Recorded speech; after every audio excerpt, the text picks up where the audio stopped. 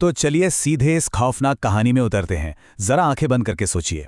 कड़ाके की ठंड है, बर्फ गिर रही है और सामने है एक बिल्कुल सुनसान मुर्दा घर, यानी एक मॉर्चुरी। आज के इस एक्सप्लेनर में हम विक्टोरिया हॉस्टल के उस भयानक रहस्य को डिकोड करने वाले हैं जिसने अच्छे अच्छों के पसीने छुड़ा दिए। अजीब बात है ना, इस कहानी की शुरुआत ही वहां से होती है जहां आमतौर पर जिंदगी खत्म होती है, मॉर्चुरी की उस डरावनी खामोशी से। लेकिन सच कहूं तो यह खामोशी आने वाले एक बहुत बड़े और बहुत खौफनाक तूफान से पहले की शांति है। अब देखिए, इस मामले की गहराई का अंदाजा तो हमें बिल्कुल शुरू में ही लग जाता है, जब नशे में धुत मुर्दा घर का इंचार्ज इंस्पेक्टर कबीर को एक बहुत ही सीधी और डरावनी चेतावनी देता है। वो कहता है, जवान हो, जोश है, आजमा लो। बाकी समझदार लोग वहां से दूर ही रहते हैं। सीरियसली, ये एक ऐसा डायलॉग है जो तुरंत रोंगटे खड़े कर देता है। ये साफ कर देता है कि जिस केस में इंस्पेक्टर कबीर हाथ डालने जा रहे हैं वो कोई आम क्रिमिनल केस बिल्कुल नहीं है। यहां मामला कुछ और ही है। तो चलिए बात करते हैं उस मुर्दा घर की और वहां खाई गई एक बहुत ही अहम कसम की। दरअसल इस पूरी कहानी की जड़ में एक बेहद दिल दहला देने वाली घटना है। मॉर्चुरी के उस मनहूस माहौल में उमेश और अर्चना नाम के माता-पिता अपने जवान बेटे विक्रम की बॉडी की शिनाख्त करने आते हैं। विक्रम, जो बस कुछ ही दिन पहले बड़ी खुशी खुशी हॉस्टल गया था और अब वो एक सफेद चादर के नीचे बेजान पड़ा है।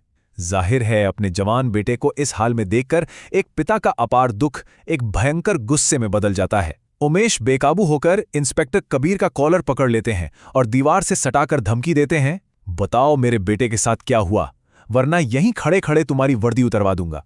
इस भारी दर्द और भड़ास के बीच इंस्पेक्टर कबीर का रिएक्शन देखने लायक है। वो बहुत शांति से एक कसम खाते हैं। वो ठान लेते हैं कि विक्टोरिया हॉस्टल के इस मौत के तांडव के पीछे जो कोई भी है वो इस रहस्य को सुलझाकर ही दम लेंगे। और फिर शुरू होता है उनका सफर उस वीरान सुनसान हॉस्टल के अंदर। अपनी उसी कसम को निभाने के लिए कबीर एक स्टूडेंट का भेष बनाते हैं और निकल पड़ते हैं इस हॉस्टल की तरफ। अब सबसे पहला सवाल जो दिमाग में आता है, भाई कोई भी इंसान एक पहाड़ी के बिल्कुल आखिरी छोर पर, वो भी एक गहरी खाई के पास हॉस्टल क्यों ही बनाएगा? मतलब जगह का ये चुनाव ही अपने आप में काफी डरावना है। लेकिन रुकिए, सबसे ज्यादा हैरान करने वाली बात तो इस हॉस्टल का अजीबोगरीब दोहरापन है।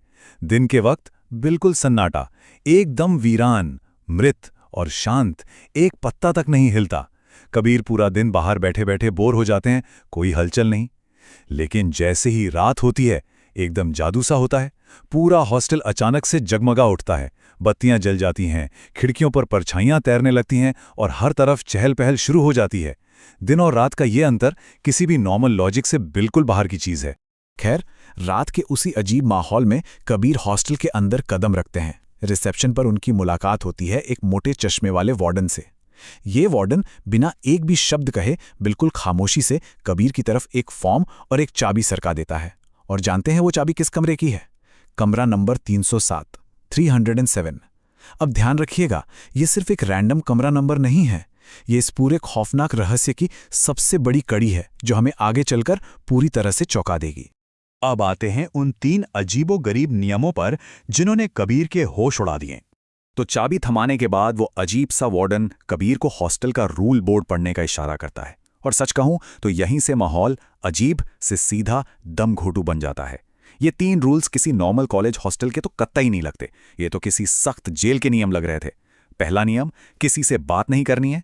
दूसरा, ना तो किसी दूसरे के कमरे में जाना है और ना ही किसी को अपने कमरे में आने देना है। और तीसरा, सबसे खौफनाक, एक बार अपने कमरे के अंदर चले गए तो फिर कभी बाहर नहीं आना है। और पता है सबसे डरावना पल क्या था? जैसे ही कबीर इन नियमों को जोर से पढ़कर पीछे मुड़ते हैं, रिसेप्शन का वार्डन और बाहर का चौकीदार दोनों के दोनों हवा में मानो गायब हो चुके होते हैं, बिल्कुल छू मंतर। और फिर सारे भ्रम टूट जाते हैं। उन खौफनाक नियमों को पढ़कर कबीर किसी तरह अपने कमरे में तो चले जाते हैं, लेकिन ये अजीब सी शांति ज्यादा देर टिकती नहीं है। अचानक कॉरिडोर में एक दिल चीर देने वाली चीख गूंजती है। बाहर की बत्तियां अजीब तरीके से कांपने लगती हैं, जैसे कोई हैवी वोल्टेज का झटका लगा हो। अब देखिए, कबीर ठहरे एक पुलिस वाले, उनका दिमाग इस चीख को इग्नोर तो कर नहीं सकता। लेकिन जब वो हिम्मत करके बाहर निकलते हैं तो मदद मांगने वाला कोई नजर नहीं आता। परेशान होकर कबीर एक बंद दरवाजे को जोर का धक्का देकर तोड़ देते हैं और फिर उनके सामने जो मंजर होता है ना, वो सच में रोंगटे खड़े कर देने वाला था। जमीन पर एक कंकाल पड़ा है और उसका सिर आधा जला हुआ है। उसी पल कबीर को एहसास होता है कि हे भगवान, ये पूरा का पूरा हॉस्टल असल में एक अदृश्य आग की लपटों में घिरा हुआ है। हर एक बंद दरवाजे के पीछे से चीखें आ रही हैं, जलने की तड़पती हुई आवाजें गूंज रही हैं। ये बिल्कुल साफ था कि यहाँ कोई बहुत ही भयंकर हादसा हुआ था, जो आज रात उनके सामने बिल्कुल लाइव दोबारा दोहराया जा रहा है। इस खौफनाक मंजर के बीच अचानक कबीर के अपने कपड़ों में भी आग लग जाती है। वो बुरी तरह घबरा जाते हैं और आग बुझाने की जद्दोजहद में सीढ़ियों से फिसलकर धड़ाम से नीचे गिर जाते हैं।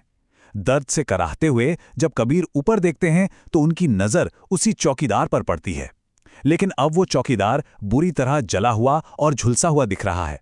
कबीर दर्द में उससे डॉक्टर को बुलाने के लिए कहते हैं तो वो एक बहुत ही ठंडी और भयानक आवाज में जवाब देता है, बाबू, मुर्दों को डॉक्टर की जरूरत नहीं होती। ये एक छोटी सी लाइन इस पूरे हॉस्टल की खौफनाक सच्चाई को चीख चीख कर बयां कर देती है। इस भयानक सच के सामने आते ही हॉस्टल के हर कमरे से ज़ॉम्बी जैसी जली हुई लाशें बाहर निकलने लगती हैं। वो सब मिलकर बेकसूर इंस्पेक्टर कबीर को घेर लेते हैं और दीवार की तरफ धकेलने लगते हैं। अब यहां हमारे दिमाग में एक बहुत बड़ा सवाल आता है। सोचिए, जिन आत्माओं को इंसाफ दिलाने के लिए कबीर अपनी जान जोखिम में डालकर यहां आए थे, वही आत्माएं उनकी जान की प्यासी क्यों हो गई? कबीर ने तो उनका कुछ नहीं बिगाड़ा था ना। आखिर ऐसा क्यों? इस क्यों का जवाब छिपा है एक राइवल बिल्डर की खौफनाक साजिश में। तो चलिए थोड़ा फ्लैशबैक में चलते हैं। ये पूरी त्रासदी असल में 4 साल पहले शुरू हुई थी। ये सिर्फ भूतों की कहानी नहीं है दोस्तों, ये असल में कॉर्पोरेट लालच और बिजनेस राइवलरी का एक बहुत ही गंदा और खौफनाक नतीजा है। हुआ यूं था कि 4 साल पहले पुराना विक्टोरिया हॉस्टल बच्चों के बीच बहुत मशहूर था। इसकी कामयाबी देखकर एक राइवल बिल्डर ने जलन में आकर उसी नाम से एक नया हॉस्टल खोल लिया। जब पुराने हॉस्टल की मैनेजमेंट ने इसका विरोध किया तो उन्हें एक सीधी सी धमकी मिली, कल से इस शहर में सिर्फ एक ही विक्टोरिया हॉस्टल देखने को मिलेगा। और फिर उसी रात एक नकली स्टूडेंट बनकर एक आदमी पुराने हॉस्टल में आया। आधी रात को जब सब सो रहे थे, उसने बाहर से सभी कमरों के ताले लगा दिए और पूरे हॉस्टल में आग लगा दी। सारे बेकसूर स्टाफ और बच्चे उस रात जिंदा जल गए। और अब वापस आते हैं हमारे उस रहस्यमयी नंबर पर, कमरा नंबर 307। यही वो खौफनाक कड़ी है जो कबीर को सीधे उस अतीत से जोड़ देती है। आपको जानकर हैरानी होगी कि 4 साल पहले वो नकली स्टूडेंट जिसने हॉस्टल में आग लगाई थी, उसे रुकने के लिए कमरा नंबर 307 ही दिया गया था। और अब जब कबीर स्टूडेंट का भेस बदलकर हॉस्टल में आए तो उन्हें भी इत्तेफाक से ठीक वही कमरा दिया गया। और यहीं से शुरू होता है उन भटकती आत्माओं का बुना हुआ एक ऐसा जाल जिससे बचना नामुमकिन था। इस पूरी कहानी में एक बहुत ही ट्रैजिक और दुखद बात छिपी है। देखिए, वो जो असली कातिल था ना, वो तो 4 साल पहले आग लगाकर वहां से बड़े आराम से बच निकला।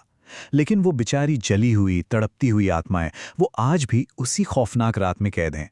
उन्हें लगता है कि जो भी इंसान रात के वक्त उस हॉस्टल में आता है और खासकर जो कमरा नंबर 307 में रुकता है, वही उनका असली कातिल है। अगर सिंपल शब्दों में कहूं तो ये एक ऐसा लूप है, बदले की आग का एक ऐसा चक्र जो कभी खत्म नहीं होता। इंस्पेक्टर कबीर भी बिल्कुल इस जवान लड़के विक्रम की तरह अनजाने में एक ऐसे जाल में फंस गए जो किसी और के लालच और नरसंहार से बना था। ये एक ऐसा अंतहीन लूप है जहां पूरी तरह से बेकसूर लोग किसी और के किए गए भयानक पापों की सजा भुगतने को मजबूर हैं। हम आज के इस एक्सप्लेनर को इसी एक बहुत गहरे सवाल के साथ खत्म करते हैं। सोचिए, क्या होता है जब विद्या का एक मंदिर, पढ़ाई की एक जगह, मृतकों के लिए एक कभी ना खत्म होने वाला जाल बन जाती है। ये कहानी सिर्फ कुछ डरावनी परछाइयों की नहीं है, यह हमें यह सोचने पर मजबूर करती है कि कैसे किसी एक इंसान का लालच और उसका एक भयानक काम एक ऐसी शापित जगह बना सकता है जहां से ना तो मरने वालों को कभी शांति मिलती है और ना ही वहां जाने वाले जिंदा इंसान कभी वापस लौट पाते हैं। दूसरों के किए गए इस अंतहीन प्रतिशोध के लूप में फंसना सच में इस ख्याल से ही रूह कांप जाती है